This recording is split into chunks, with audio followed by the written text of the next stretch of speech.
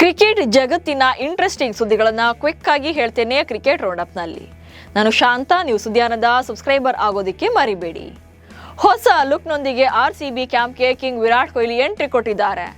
ತಮ್ಮ lucky number 18 ಆಗಿರೋದ್ರಿಂದ ಲಂಡನ್ನಿಂದ ಬೆಂಗಳೂರಿಗೆ 18ನೇ ತಾರೀಕಿನಂದೇ ಬಂದಂತ ವಿರಾಟ್ ಕೊಹ್ಲಿ ಅಭ್ಯಾಸ ಪಂದ್ಯಕ್ಕಾಗಿ ಆರ್ಸಿಬಿ ತಂಡವನ್ನ ಸೇರ್ಕೊಂಡಿದ್ದಾರೆ. ಆರ್ಸಿಬಿ ಡ್ರೆಸ್ನಲ್ಲಿ ವಿರಾಟ್ ಕೊಹ್ಲಿ ಹೊಸ ಹೇರ್ ಸ್ಟೈಲ್ನೊಂದಿಗೆ ಕಾಣಿಸಿಕೊಂಡಿದ್ದು ಹೊಸ ಲುಕ್ಗೆ ಅಭಿಮಾನಿಗಳು ಕೂಡ ಫಿದಾ ಆಗಿದ್ದಾರೆ. ವಿರಾಟ್ ಕೊಹ್ಲಿ ಇನ್ನು ಆರ್ಸಿಬಿ ತಂಡದ ಹೃದಯ ಬಡಿತ ಅಂತ ಎಬಿ ಡಿವಿಲಿಯರ್ಸ್ ಹೇಳಿದ್ದಾರೆ. ವಿರಾಟ್ ಕೊಹ್ಲಿ ಖಂಡಿತವಾಗಿಯೂ ಕೂಡ ಆರ್ಸಿಬಿ ತಂಡದ ಹೃದಯ ಬಡಿತವಾಗಿದ್ದಾರೆ. ಮೈದಾನದಲ್ಲಿ ಹಾಗೆ ಮೈದಾನದ ಹೊರಗಡೆ ಅವರು ನಡೆದುಕೊಳ್ಳುವ ರೀತಿ, ಯಾವಾಗಲೂ ಕೂಡ ತಂಡಕ್ಕಾಗಿ ಹೋರಾಡುವ ಮನೋಭಾವ ಇವೆಲ್ಲ ಕೂಡ ಅವರನ್ನ ವಿಭಿನ್ನ ವ್ಯಕ್ತಿಯನ್ನಾಗಿ ಮಾಡಿದೆ ಎಂದಿದ್ದಾರೆ. 2026ರ IPL ಆರಂಭಕ್ಕೂ ಮುನ್ನ ಸನ್ ರೈಸರ್ಸ್ ಹೈದರಾಬಾದ್ ಫ್ರಾಂಚೈಸಿ ಹೊಸ ನಾಯಕನಾಗಿ ಇಶಾನ್ ಕಿಶನ್ ರನ್ನ ನೇಮಕ ಮಾಡಿದೆ.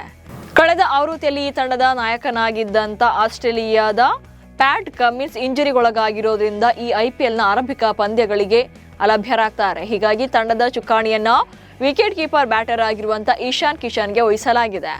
ಅಭಿಷೇಕ್ ಶರ್ಮಾರನ್ನ ಉಪನಾಯಕನನ್ನಾಗಿ ನೇಮಿಸಲಾಗಿದೆ. ಚೆನ್ನೈ ಸೂಪರ್ ಕಿಂಗ್ಸ್ ತಂಡ ಸಂಜು ಸ್ಯಾಮ್ಸನ್ ಅವರನ್ನ ಖರೀದಿ ಮಾಡಿದ್ದನ್ನ ಭಾರತದ ಮಾಜಿ ಕ್ರಿಕೆಟಿಗ ಅನಿಲ್ ಕುಂಬ್ಳೆ ಶ್ಲಾಘಿಸಿದ್ದಾರೆ. ಸಂಜು ತಂಡದ ಅಗತ್ಯಕ್ಕೆ ಸರಿ ಹೊಂದಿಕೊಳ್ತಾರೆ. ತಂಡದ ಉಪನಾಯಕನಾಗುವಂತ ಸಾಧ್ಯತೆ ಇದೆ ಎಂದಿದ್ದಾರೆ. ಹಾಗೆ ಸ್ಯಾಮ್ಸನ್ ಅವರು ಕೇರಳದವರಾಗಿದ್ದರೂ ಕೂಡ ತಮಿಳು ಮಾತನಾಡುವ ಸಾಮರ್ಥ್ಯ, ವಿಕೆಟ್ ಕೀಪರ್ ಬ್ಯಾಟರ್ ಪಾತ್ರ ಹಾಗೆ ಅನುಭವ ಚೆನ್ನೈ ತಂಡಕ್ಕೆ ಸಹಜವಾಗಿಯೇ ಹೊಂದಿಕೊಳ್ಳುತ್ತೆ ಎಂದಿದ್ದಾರೆ.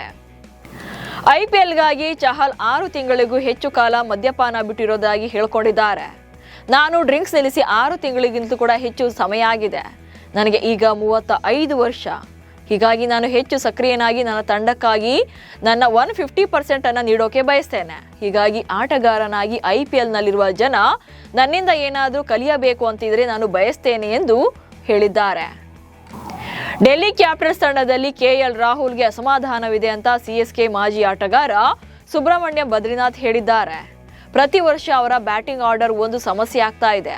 ವಿಶೇಷವಾಗಿ KL ರಾಹುಲ್ ಯಾವ ಸ್ಥಾನದಲ್ಲಿ ಬ್ಯಾಟ್ ಮಾಡಬೇಕು ಅನ್ನೋದು ನನ್ನ ಅಭಿಪ್ರಾಯದಲ್ಲಿ ರಾಹುಲ್ ಓಪನಿಂಗ್ ಮಾಡೋಕೆ ಇಷ್ಟಪಡ್ತಾರೆ. ಆದರೆ ಇನ್ನೊಂದು ಕಡೆ ಟೀಮ್ ಮ್ಯಾನೇಜ್ಮೆಂಟ್ ಅವರನ್ನ ಮಧ್ಯಮ ಕ್ರಮಾಂಕದಲ್ಲಿ ಆಡಿಸೋಕೆ ಬಯಸ್ತಾ ಇದೆ. ಇದು ನಿರಂತರವಾಗಿ ನಡೀತಾ ಇರೋದ್ರಿಂದ ಸಂಘರ್ಷದಂತಿದೆ ಎಂದಿದ್ದಾರೆ. IPL ತಂಡವಾಗಿರುವಂತಹ ರಾಜಸ್ಥಾನ ರಾಯಲ್ಸ್ಗೆ 12,000 ಕೋಟಿಯ ಬೃಹತ್ ಬಿಡ್ ಸಲ್ಲಿಕೆಯಾಗಿದೆ. ಆದಿತ್ಯ ಬಿರ್ಲಾ ಗ್ರೂಪ್ ಸೇರಿದಂತೆ ಹಲವು ಸಂಸ್ಥೆಗಳು ತಂಡದ ಖರೀದಿಗೆ ಆಸಕ್ತಿಯನ್ನ ತೋರಿಸಿದ್ದು RCBಗಿಂತ ಕಡಿಮೆ ಮೊತ್ತಕ್ಕೆ ಮಾರಾಟವಾಗುವಂತ ಚಾನ್ಸಸ್ ಇದೆ. ಸೊ ಈಗಿನ ವರದಿಗಳ ಪ್ರಕಾರ ತಂಡದ ಖರೀದಿಗೆ $1.1 ಬಿಲಿಯನ್ ನಿಂದ $1.30 ಬಿಲಿಯನ್ ವರೆಗೂ ಕೂಡ ಬಿಡ್ ಸಲ್ಲಿಕೆಯಾಗಿದೆ. ಅಂದ್ರೆ 10,211 ಕೋಟಿಯಿಂದ 12,068 ಕೋಟಿವರೆಗೂ ಕೂಡ ಬಿಡ್ ಆಗಬಹುದು ಅಂತ ನಿರೀಕ್ಷೆ ಮಾಡಲಾಗಿದೆ. 2026ರ ICC T20 ವಿಶ್ವಕಪ್ ಟೂರ್ನಿ ವೈಫಲ್ಯದ ಬಗ್ಗೆ ಅಭಿಷೇಕ್ ಶರ್ಮಾ ಮಾತನಾಡಿದ್ದಾರೆ. ಈ ವರ್ಷದ ವಿಶ್ವಕಪ್ ನನ್ನ ಪಾಲಿಗೆ ಪ್ರಮುಖ ಪಾಠ, ಸಮತೋಲನವನ್ನ ಕಾಪಾಡಿಕೊಳ್ಳುವುದು ಎಂದಿದ್ದಾರೆ. ಹಾಗೆ ಸೂರ್ಯಕುಮಾರ್ ಭಾಯ್ ಟೂರ್ನಿಯಲ್ಲಿ ಸಂಪೂರ್ಣವಾಗಿ ಬೆಂಬಲಿಸಿದ್ದಾರೆ. ನಾನು ಡಕ್ಔಟ್ ಆದಾಗ ನಿನ್ನ ಸಹಜ ಆಟ ಆಡೋದು ಮುಂದುವರಿಸು, ಫಲಿತಾಂಶದ ಬಗ್ಗೆ ಚಿಂತಿಸಬೇಡ ಎಂದಿದ್ರು. ನಾಯಕನಿಂದ ಈ ರೀತಿಯ ನಂಬಿಕೆ ಸಿಕ್ಕಾಗ ದೊಡ್ಡ ವ್ಯತ್ಯಾಸ ಉಂಟಾಗುತ್ತೆ ಎಂದಿದ್ದಾರೆ. BCCI ಸ್ಟಾರ್ ಆಟಗಾರರಾದ ಜಸ್ಪ್ರೀತ್ ಬುಮ್ರಾ ಹಾಗೆ ಅಕ್ಷರ್ ಪಟೇಲ್ ಅವರ ವಾರ್ಷಿಕ ವೇತನವನ್ನ ಹೆಚ್ಚಿಸುವ ಕುರಿತು ಪರಿಶೀಲನೆ ನಡೆಸ್ತಾ ಇದೆ ಎನ್ನಲಾಗಿದೆ. ಇತ್ತೀಚೆಗೆ A+ ಗ್ರೇಡ್ ರದ್ದುಗೊಂಡಿದ್ದರಿಂದ ಬುಮ್ರಾ ವೇತನ ಕಡಿಮೆಯಾಗಿತ್ತು. ಅಕ್ಷರ್ ತಮ್ಮ ಉತ್ತಮ ಪ್ರದರ್ಶನಗಳ ಹೊರತಾಗಿಯೂ ಕೂಡ ಗ್ರೇಡ್ C ನಲ್ಲಿದ್ದಾರೆ. ವಿಶ್ವಕಪ್ನಲ್ಲಿ ಇವರಿಬ್ಬರ ಪ್ರದರ್ಶನಗಳನ್ನು ಗುರುತಿಸಿರುವಂತಹ BCCI ಯುಗಾದಿ ಉಡುಗೊರೆಯಾಗಿ ಹೆಚ್ಚಿನ ವೇತನ ನೀಡುವಂತಹ ಸಾಧ್ಯತೆ ಇದೆ. ಅಫ್ಘಾನಿಸ್ತಾನದಿಂದ ಭಾರತಕ್ಕೆ ಬಂದಿರುವ ಮುಂಬೈ ಇಂಡಿಯನ್ಸ್ ಪರ ಆಡಲಿರುವಂತಹ ಅಲ್ಲಾ ಗಜಫರ್ ಪಾಕಿಸ್ತಾನಕ್ಕೆ ಖಡಕ್ ಎಚ್ಚರಿಕೆ ಕೊಟ್ಟಿದ್ದಾರೆ. ಪಾಕಿಸ್ತಾನ ಮಾಡಿರುವಂತಹ ರಾಕೆಟ್ ದಾಳಿಗೆ ಎಚ್ಚರಿಕೆ ನೀಡಿದ್ದಾರೆ. ಇತಿಹಾಸ ಎಲ್ಲರಿಗೂ ಕೂಡ ತಿಳಿದಿದೆ. ಇತಿಹಾಸ ಪುನರಾವರ್ತನೆಯಾದರೆ ಅದು ಪಾಕಿಸ್ತಾನಕ್ಕೆ ತುಂಬಾ ಕೆಟ್ಟದಾಗಿರುತ್ತೆ ಎಂದಿದ್ದಾರೆ. ಇವೆಷ್ಟು ಇವತ್ತಿನ ಕ್ರಿಕೆಟ್ ರೌಂಡ್ ಆಫ್ ಸುದ್ದಿಗಳು. ನಮಸ್ಕಾರ.